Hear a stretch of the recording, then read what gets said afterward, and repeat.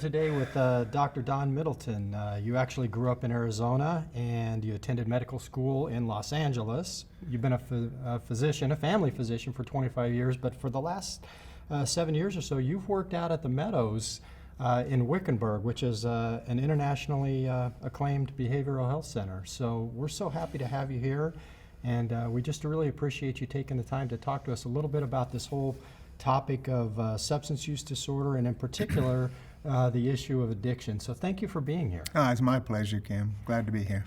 You know, one of the first questions almost consistently that people ask is, what is addiction? Why does it happen? They can't even understand, when their loved one or somebody gets involved in this, they're just like, I don't understand, I drank a little alcohol or something like that. That didn't happen to me. Yeah. So could you talk about that? Just, how do we best define addiction? Yeah, the 80% of the people that aren't predisposed to it do use, and then they walk away from it and they're saying, well, why can't you?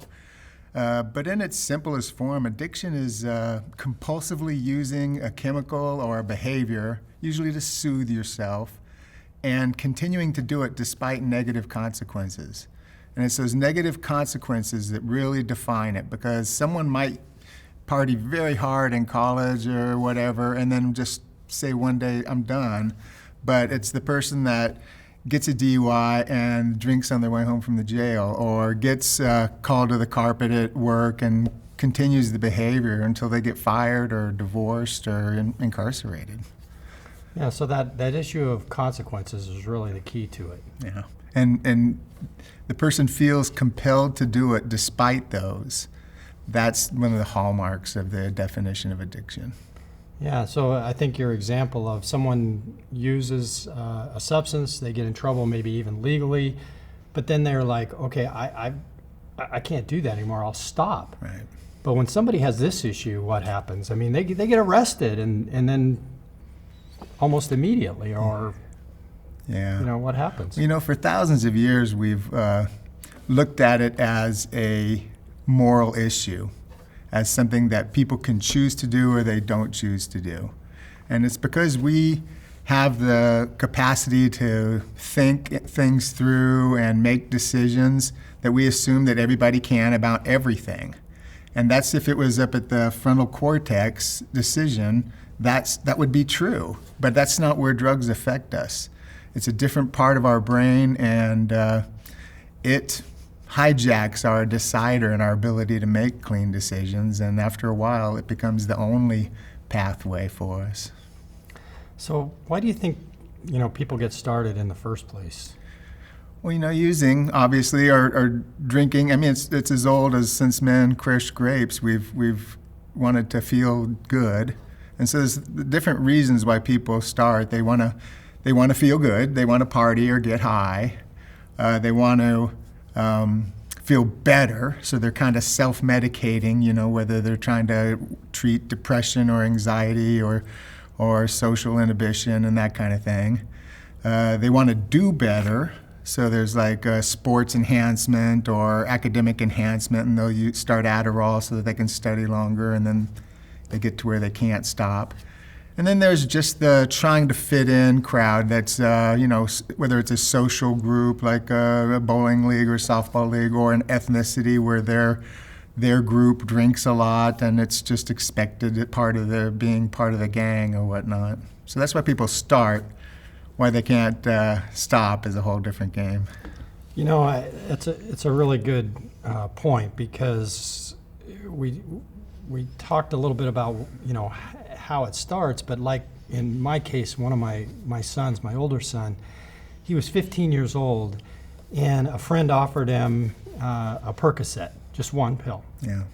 And he took it, and I'll never forget, he told me later, he said, Dad, he goes, I was like, I need that again. Yeah. And I'm thinking, I've had to take that kind of medicine before, and I don't like how it makes me feel. As a matter of fact, I'll avoid it at all costs unless it's absolutely necessary. But in his case, he says, I cannot not have that. Yeah. So can you talk about that? The difference. Why is it like that with him? Yeah, it's a complicated thing, and we're really starting to understand it a lot with modern medicine and imaging and studies, but several things have to break down for addiction to occur. The first is you have to have genetics that predispose you to that. And it's not all genetic. It's maybe about 40 or 50% genetics. But if a person never uses, they don't get addicted regardless of their genetics. So there's more to it than just that, right? Then there's repeated use on top of these unfavorable genetics. And over time, that causes some other neuro changes. Now, we talked before about the two parts of the brain are the frontal cortex, the decider part, and the midbrain, which is kind of like what we call lizard brain, or real basic part of our survival part of our brain. And in that, there's a thing called the pleasure center. And God put this in us so that we would continue to do things which help us biologically to continue our species, like food. Oh, that's good. I get a little bit of dopamine that says continue that. Or sex. That's good. I'll continue that. So, because it helps propagate the species. But the main thing is that when people with unfavorable genetics try those things, they don't just get dopamine. They get dopamine. And it really assigns too much value to those things. And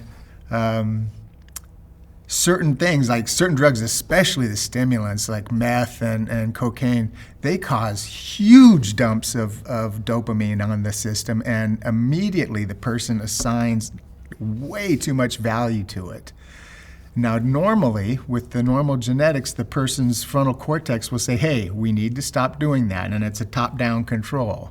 But in these people, the dopamine kind of hijacks it and turns off the frontal cortex and says, we're in control now. And the longer it happens, you build neural pathways around it so that even if it's not a convenient path, it's the only one you can choose anymore. And it causes inflammation in the brain and things like that, so that if you're not doing it, you feel very uncomfortable and you go through withdrawal. And in certain drugs, that can feel like you're about to die, and in some of them, it can actually kill you withdrawing. So you continue to use, not to party or have fun or do well in school anymore. You're continuing as a survival technique, and it's the only thing your body recognizes anymore is the survival. So really, at that point, you could actually say people are not really using the drugs at that point to get high. Oh, no. They're just, after a while, they're just using it to keep from getting sick. Yeah, a lot of people will tell you, like, my family goes, all you want to do is party, and they look at them and say, honey, the party's been over for a decade. I'm just trying to carry on and survive. And they don't understand that. And, good for them that they don't. That means they don't have it. But it's confusing even to the people within it. They'll say, why do you keep doing that? And they'll say, I don't know, I don't want to. But there they are again at the bar or the dealer, and they're using again. Yeah, and that's really the question is why don't they stop? I mean, I remember dealing with this in my family, and I was just like, oh my gosh, his life is coming apart. He could die. I mean, all these things. And of course, I'd tell him these things, and he'd look at me and he'd be like, he knew that. Yeah. He knew the consequences. He knew what could happen. But then he'd just keep doing it. We have these studies like back in like the 40s and 50s where they would take these little electrodes and put them in the pleasure center on mice. And they'd give it a little shock, and that mouse would hit that thing and hit it to the point that they wouldn't even eat or mate or anything. They just had to hit that pleasure center, and they became addicted. And they'd even put them on electrical grids that it would shock them, and they would keep hitting that thing until they died from electrocution. And it's weird to say, oh, well, great, mice can get addicted. Thanks for spending my tax money on that. But the point is that, look, the mice don't have this frontal cortex. It's not a moral decision. It's their midbrain hijacking their ability to do what's right for them.